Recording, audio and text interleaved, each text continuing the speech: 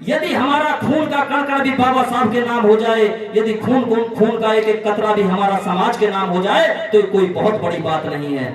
क्योंकि हमें पे बैक टू सोसाइटी करना चाहिए। बाबा साहब ने हमको इतने अधिकार दे दिए। अरे आज हमको फर्श पे बैठने का अधिकार दे दिया, मंच पे बैठने का अधिकार दे दिया। जैसा भी बता रहे थे, हमको तो कहीं पे भी पानी पीने का अधिकार नहीं था। आज तो आप बिस्लरी की बोतल में पानी पीते हो, आज तो आप बिस्लरी की आधी बोतल पी लेते हो, आधी फेंक देते हो। ये अधिकार आपको बाबा साहब ने दिया। मैं आपसे कहता हूं कि यदि आप खाना खाने बैठो तो खाना खाने से पहले किसी और को याद मत करना, सिर्फ बाबा साहब अम्बेडकर को याद करना। बाबा साहब अम्बेडकर जी ने 4-4 बच्चों की कुर्बानियां दी हैं, 4-4 बच्चे खोए हैं। आज के समय आप अपने बच्चों को छोड़ के तो देखो। 4 पंक्ति में पुनः दोहरा दूं, ये कहीं अधिकार की बातें, कहीं सत्कार की बातें, यहाँ क्या खूब लिखी है भीम ने प्यार की बातें। यूं ही आसान नहीं पाया मैंने सम्मान जीवन में, कितने संघर्ष के वो दिन, कितने संघर्ष की रातें। आज का ये दिन है, बड़े संघर्ष में है। बाबा साहब डॉक्टर भीमराव अम्बेडकर, ये एक नाम नहीं था, ये एक बदलाव था, जिसने वो कर दिखाया जिसकी कल्पना एक आम आदमी ने जिंदगी में, अपने जीवन में नहीं की थी। आज महंगी महंगी गाड़ियां, अच्छे अच्छे कपड़े, ये किसकी निशानी है? ये बाबा साहब डॉक्टर भीमराव अम्बेडकर के जीवन की कुर्बानी है। इसी बारे में विस्तार से बताने के लिए मैं आमंत्रित कर रहा हूँ माननीय प्रदीप कुमार अशोक जी, जो बुलंदशहर से चल के आए हैं। मैंने बताया था कि हमेशा समाज के साथ बिल्कुल कदम से कदम मिला के खड़े रहते हैं, और 2 अप्रैल में इतना बड़ा काम किया। तो मैं आमंत्रित कर रहा हूँ प्रदीप कुमार अशोक जी आए, अपनी बात रखें और अपने विचारों से हमको लाभ दें। प्रदीप कुमार अशोक जी, उससे पहले जय जय जय जय जय भीम।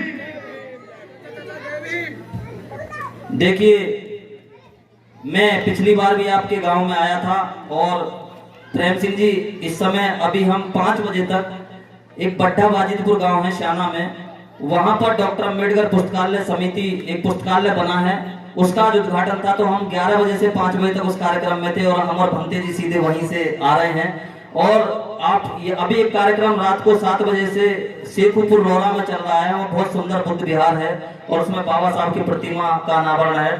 तो मैं तो पूरी रात, आप जानते हो, रुकने वाला हूँ, पूरी रात चलने वाला हूँ।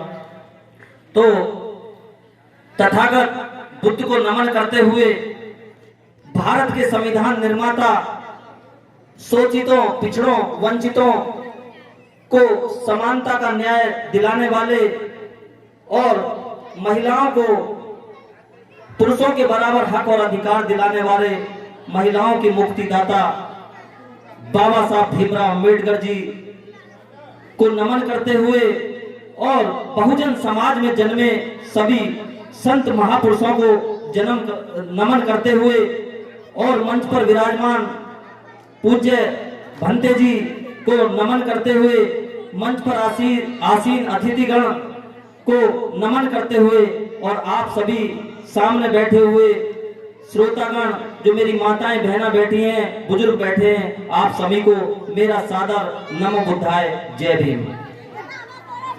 देखिए, यदि हम बाबा साहब अम्बेडकर जी की आज जयंती मना रहे हैं, बाबा साहब अम्बेडकर जी को मानते हैं, तो हमें बाबा साहब कि हम अगर जय भीम बोलते हैं तो बाबा साहब के साथ, जय भीम के साथ हमें नमो बुद्धाय भी बोलना पड़ेगा। क्योंकि बुद्ध का मार्ग हमें बाबा साहब भीमराव अम्बेडकर जी ने दिखाया। बुद्ध को हम नहीं जान पाते, बाबा साहब अम्बेडकर जी ने, जब बाबा साहब अम्बेडकर संघर्ष कर रहे थे, उनका जगह जगह तिरस्कार होता था, उनका जगह जगह अपमान होता था। ये सब कहानियां आपने पढ़ी हैं कि उनको पानी पीने के लिए नहीं दिया जाता था, वो सब कहानियां पढ़ी हैं आपने कि बाल काटने नहीं दिया जाता था। ये सब अपमान उनके साथ होता था। जैसा कि अभी विधायक जी ने भी बताया, और बहुत अच्छी बात विधायक जी ने आपके बीच में कही कि अगर वो इतना सम्मान मिला तो ये बाबा साहब अम्बेडकर जी की देन है। और साथ ही देश के प्रधानमंत्री माननीय मोदी जी भी कहते हैं कि यदि बाबा साहब इस देश में नहीं होते तो वो प्रधानमंत्री नहीं होते। और इस देश में जब इंदिरा गांधी प्रधानमंत्री बनी थी तो उन्होंने भी कहा था कि यदि बाबा साहब अम्बेडकर जी इस देश में पैदा नहीं होते हो तो वो प्रधानमंत्री नहीं बनती। तो बाबा साहब वो शख्सियत हैं, बाबा साहब ऐसी शख्सियत हैं जिनको पूरा देश ही नहीं पूरा विश्व उनको पूजता है, पूरा विश्व उनकी जयंती मनाता है। ऐसा कोई व्यक्ति नहीं है भारत के अंदर, ऐसा कोई व्यक्ति पैदा नहीं हुआ जिसकी पूरा विश्व जयंती मनाता हो। इसलिए आपको गर्व होना चाहिए और मैं बड़ा आभार व्यक्त करता हूं छोटे लाल जी का, उनके अंदर, क्योंकि मुझे लगता है उन्होंने माननीय कांशीराम जी के समय में काम किया है, मुझे लगता है उन्होंने मिशन मूवमेंट में काम किया है। उनके अंदर जो एक क्रांति भड़क रही है, उनके अंदर जो एक विचारधारा भड़क रही है, वो बाबा साहब अम्बेडकर जी की विचारधारा भड़क रही है, वही हम लोग भी लेकर चले हैं। हम आपको बता दें, जैसे अभी भाई साहब बता रहे थे, जो 2 अप्रैल 2018 हुआ, हमने पूरे जिले के अंदर 100 से ज्यादा लोगों की जमानत कराने का काम किया और हमने किसी से 1 रुपया नहीं लिया। वो हम इसलिए कह रहे हैं क्योंकि यदि हमारा खून का कण भी बाबा साहब के नाम हो जाए, यदि खून का एक कतरा भी हमारा समाज के नाम हो जाए, तो कोई बहुत बड़ी बात नहीं है, क्योंकि हमें पे बैक टू सोसाइटी करना चाहिए। बाबा साहब ने हमको इतने अधिकार दे दिए, अरे आज हमको फर्श पे बैठने का अधिकार दे दिया, मंच पे बैठने का अधिकार दे दिया। जैसा भी बता रहे थे, हमको तो कहीं पे भी पानी पीने का अधिकार नहीं था, आज तो आप बिस्लरी की बोतल में पानी पीते हो, आज तो आप बिस्लरी की आधी बोतल पी लेते हो, आधी फेंक देते हो। ये अधिकार आपको बाबा साहब ने दिया। मैं आपसे कहता हूं कि यदि आप खाना खाने बैठो तो खाना खाने से पहले किसी और को याद मत करना, सिर्फ बाबा साहब अम्बेडकर को याद करना। बाबा साहब अम्बेडकर जी ने 4-4 बच्चों की कुर्बानियां दी हैं, 4-4 बच्चे खोए हैं। आज के समय आप अपने बच्चों को छोड़ के तो देखो।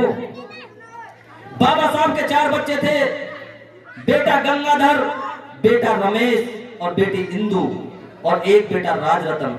चारों बच्चे वो आपके और हमारे लिए संघर्ष में उनके चले गए। बाबा साहब के 4-4 बच्चे चले गए। बाबा साहब अपनी पत्नी रमा से अक्सर कहा करते थे कि रमा देखना, एक दिन हमारे बच्चे इस देश पे राज करेंगे, लेकिन उनके बच्चे चले गए। और ये बात मैं इसलिए कह रहा हूं क्योंकि अगर हम बाबा साहब की जयंती मना रहे हैं, खुशियां मना रहे हैं, तो हमें बाबा साहब का त्याग भी याद रखना पड़ेगा। उनका जो जैसा भी बता रहे थे, जब बाबा साहब संविधान लिख रहे थे, बाबा साहब को लोगों ने कहा, जो बाबा साहब के साथ थे, छोटे सिंह जी बैठे हुए हैं, छोटे सिंह अम्बेडकर जी, उनके लिए कहा था कि अम्बेडकर तुम यदि संविधान सभा में आओगे तो दरवाजे तो क्या, हम तुम्हारे लिए खिड़कियां भी बंद कर देंगे। प्रेम सिंह जी बाबा साहब के लिए कहा था कि दरवाजे तो क्या, हम खिड़कियां भी बंद कर देंगे। लेकिन बाबा साहब के अंदर भंते जी काबिलियत थी, उनके अंदर काबिलियत थी, उनके अंदर दृढ़ निश्चय था। तो मैं अपने जो कमेटी के हैं साथी हैं, जो कार्यक्रम कर रहे हैं, जो जागरूकता फैला रहे हैं, जो मिशन मूवमेंट का काम कर रहे हैं, ऐसे साथियों से मैं कहना चाहता हूं कि आप अपने गांव में अपने जो साथी पढ़ रहे हैं, जो बच्चे पढ़ रहे हैं, वो दृढ़ संकल्पित हों। मैं आपको एक बात निश्चित रूप से बताना चाहता हूं कि यदि आप दृढ़ संकल्पित हैं और आपके पास पैसा भी नहीं है, तो निश्चित रूप से मैं कह सकता हूं कि आप आगे बढ़ेंगे, आपको मदद करने वाले भी मिलेंगे। जो साथी सामने खड़े हैं, मैं उनसे कहूंगा एक बार आगे आ जाए तो बहुत अच्छा रहे। यह मंच भी खाली है और कुर्सियां भी खाली हैं।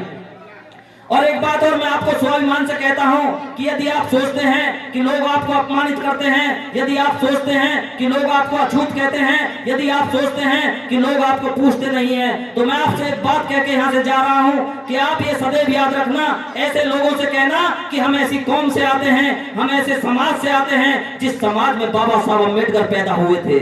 मैं आपसे कहता हूं, उनसे ये कहना कि बाबा साहब अम्बेडकर के पास 32 डिग्रियां थी। आप बताओ, आपके पुरखों पे अगर किसी पे 20 डिग्रियां भी हो, आपके पुरखों पे 10 डिग्रियां भी हो। अरे उस समय में जब छुआछूत हुआ करता था, जब लाइट नहीं हुआ करती थी, जब फर्श नहीं हुआ करता था, जब सीमेंट के मकान नहीं हुआ करता था, बाबा साहब उस समय पढ़ लिए। तो आज ऐसी क्या आफत है कि हमारे बच्चे 1-1 घंटे भी नहीं पढ़ते? आज ऐसी क्या आफत है कि हमारे बच्चे 1-1 घंटे भी नहीं पढ़ते? यदि हम बाबा साहब को मानते हैं तो मैं आपसे कहता हूं, पढ़ाई करो। अगर मैं यहाँ बोल रहा हूं, अगर मैं आपको बताना चाहता हूं, मैं बताना चाहता हूं कि मैं भी मजदूर का बेटा हूं। मैं आपको बताना चाहता हूं कि जैसा भाई साहब बता रहे थे, प्रेम सिंह जी भी जानते हैं, हमारे वकील साहब भी बैठे हुए हैं। मैं आपको बताना चाहता हूं, जब जब भी संघर्ष की बात आती है, 2012 के अंदर एक बेटी का रेप किया 8-10 लोगों ने, हमने उनको आजीवन कारावास कराने का काम बुलंदशहर में किया। हमने डीएम ऑफिस को जाम कराने का काम किया। हम पे मुकदमा चल रहा है, कोई बात नहीं, लेकिन समाज के मान सम्मान के लिए यदि मुकदमे भी लिखे जाएंगे वो भी झेलेंगे। वो इसलिए झेलेंगे क्योंकि अगर हम समाज के काम नहीं आए तो हमारा बाबा साहब को मानना बेकार है। भाषण देने के लिए अगर हम आए तो हमारा बेकार है। मैं आपको बताना चाहता हूं, मैं ऐसा कहना चाहता हूं, मैं उन लोगों से कहना चाहता हूं जो बाबा साहब अम्बेडकर जी की जयंती नहीं बनाते। मैं उन लोगों से कहना चाहता हूं जो बाबा साहब अम्बेडकर जी को याद नहीं करते। मैं इसलिए कहना चाहता हूं, मैं ये कहना चाहता हूं, यदि बाबा साहब अम्बेडकर को अनुसूचित जाति जनजाति की, SC ST की जाति की 68 जातियां आती हैं, कितनी जातियां आती हैं? 68 जातियां आती हैं। उनमें अगर बाबा साहब अम्बेडकर को माना तो जाट और चमारों ने माना। अगर बाबा साहब अम्बेडकर को धीवर, धोबी, कुमार, वाल्मीकि, खटीक और ये जितनी भी अनुसूचित जाति में और भी लोग आते हैं, अगर बाबा साहब अम्बेडकर को मान लेते तो वो भी आज जाट और चमारों की तरह एजुकेशन लेकर के आगे बढ़ जाते हैं। इसलिए मैं कहता हूं कि अपने बच्चों को बाबा साहब अम्बेडकर की किताब तो पढ़ा के देखो, बाबा साहब अम्बेडकर की जीवनी तो पढ़ा के देखो। कुछ नहीं रखा किसी में भी, कहीं भी आप होके आ जाओ, कहीं भी आप पूजा करके आ जाओ, कहीं भी आप चले जाओ, कहीं भी आप चले जाओ, लेकिन अगर आपको कोई आपका उद्धार हुआ है, यदि आपके गांव में कोई नौकरी में लगा हुआ है तो उसके घर का उद्धार हुआ होगा। और नौकरी यदि उसकी लगी है तो उसकी पढ़ने के कारण लगी है, और वो पढ़ा जब है जब उसको बाबा साहब अम्बेडकर के संविधान से अधिकार मिला है। मैं आपको बताना चाहता हूं कि बाबा साहब अम्बेडकर की जब बेटी इंदु बीमार थी तो बाबा साहब अम्बेडकर जी लंदन में थे, और जब बाबा साहब लंदन में थे, बाबा साहब उस समय, मैं इसलिए ये छोटी सी बात बता रहा हूं ताकि आपको याद रहे, बाबा साहब अम्बेडकर जी जब लंदन में थे तो बाबा साहब के पैसे खत्म हो गए।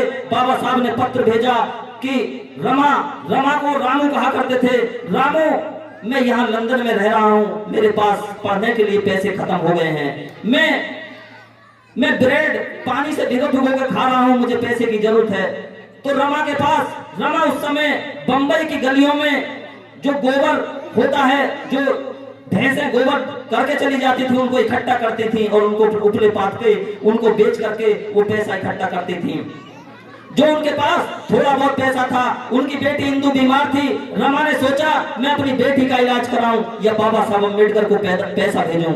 आज के समय में माँ का कलेजा इतना होता है अपने बच्चों के लिए कि वो इलाज कराती, लेकिन माताओं बहनों, माता रमाबाई ने अपनी बेटी का इलाज नहीं कराया, बाबा साहब अम्बेडकर को लंदन पढ़ने के लिए पैसे भेजे। ये मैं इसलिए कह रहा हूं कि जब बाबा साहब को लंदन पैसे भेजे तो उनकी बेटी इंदु ने दम तोड़ दिया, उनकी बेटी खत्म हो गई। तो आप देखो कि रमा का त्याग कितना बड़ा था। देखिए, अगर ये महिलाएं जो बैठी हैं, मेरी माताएं बहनें बैठी हैं, यदि आपका बेटा, यदि आपका पति मिशन मूवमेंट में काम करता है, उस समाज में कहीं काम करने जाना चाहता है तो उसे जाने दीजिए, क्योंकि माता रमाबाई का त्याग याद रखिए। यदि आप समाज में नहीं निकलेंगे तो मैं आपको बताना चाहता हूं, जैसे 2 अप्रैल 2018 की बात आई, आपकी क्रांति लिखी गई, और मैं आपको बताना चाहता हूं जिस दिन आपका इस देश से आपका विचार खत्म हो गया, जिस दिन आपके बाबा साहब अम्बेडकर की इस देश से विचारधारा खत्म हो गई, जिस दिन इस देश से बहुजन महापुरुष, चाहे सावित्रीबाई फूले हैं, ज्योतिबाई फूले हैं, संत गाडगे हैं, बिरसा मुंडा हैं, जो ये बहुजन महापुरुष हैं, संत कबीर हैं, संत रैदास हैं, यदि इनकी विचारधारा जिस दिन खत्म हो गई, उस दिन आपको कोई पूछने वाला नहीं है। मैं आपको बताना चाहता हूं, जिस दिन इस देश का संविधान खत्म हो गया, उसके बाद आपको कोई पूछने वाला नहीं है। जो आप जिस स्थिति में उससे बहुत पीछे चले जाओगे, आप 100 साल पीछे चले जाओगे। इसलिए बाबा साहब को नमन करो, बाबा साहब को याद करो। मैं क्योंकि ज्यादा समय ना लेते हुए मैं एक बात और बाबा साहब के जीवन की बताना चाहता हूं कि जो बाबा साहब का बेटा था राजरतन, माताओं बहनों, राजरतन बहुत सुंदर था। मुझे लगता है शायद प्रशांत कमली, देखिए जो माता रमाबाई हमारे बीच में, जो बहुजन सिंगर हैं प्रशांत कमली, वो हमारे बीच में आ चुके हैं। उनका जोरदार अभिनंदन, जोरदार स्वागत है। वो आपके बीच में गीत संगीत का कार्यक्रम रात को चलाएंगे। मैं आपको बता रहा था, माताओं बहनों, बाबा साहब का एक चौथा बेटा राजरतन था, और राजरतन जब बाबा साहब वकालत कर रहे थे तो बाबा साहब को किसी ने बताया कि बाबा साहब जो राजरतन था, राजरतन बहुत सुंदर था, गोल मटोल था, बाबा साहब उसे बहुत प्यार करते थे। और बंदे जी बाबा साहब उसे कहा करते थे कि तुम एक बैरिस्टर के बेटे हो और बैरिस्टर के बेटे होकर तुम बहादुर बैरिस्टर के बेटे बनोगे। तो बाबा साहब उसे बहुत प्यार करते थे और माता रमाबाई से कहा करते थे कि रामू एक दिन देखना राजरतन बड़ा होकर के इस देश पे राज करेगा।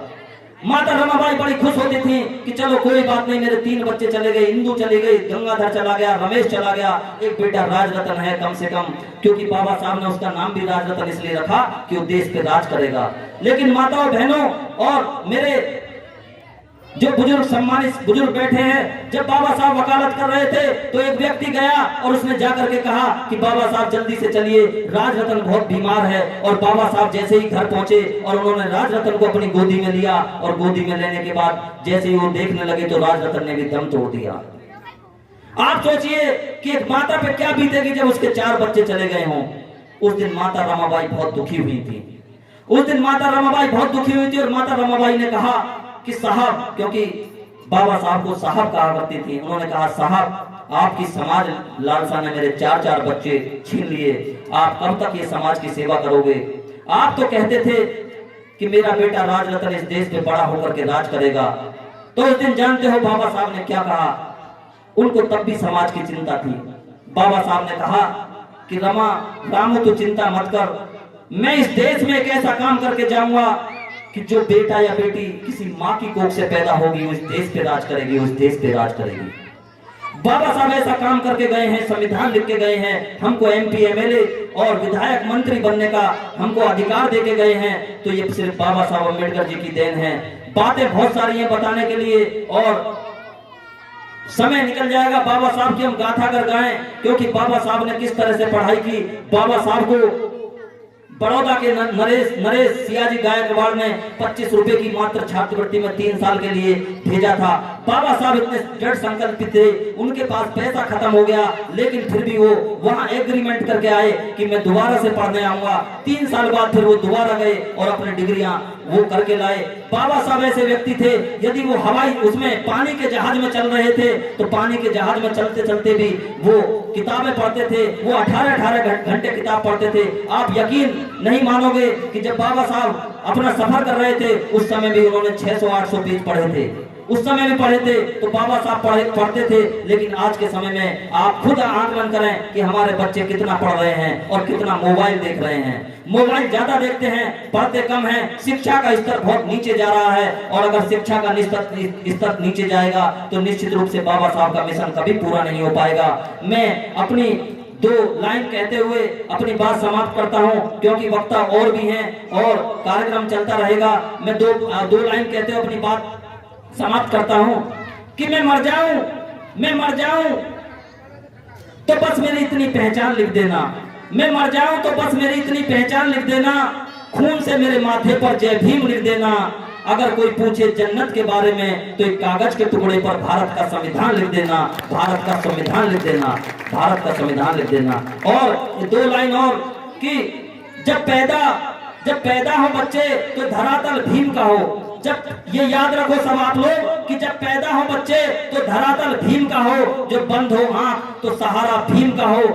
जब बंद हो आंख तो सहारा भीम का हो। एक पीढ़ी भी मिट जाए तो कोई गम नहीं, लेकिन मरते वक्त भी हर जुबां पे नारा भीम का हो, हर जुबां पे नारा भीम का हो।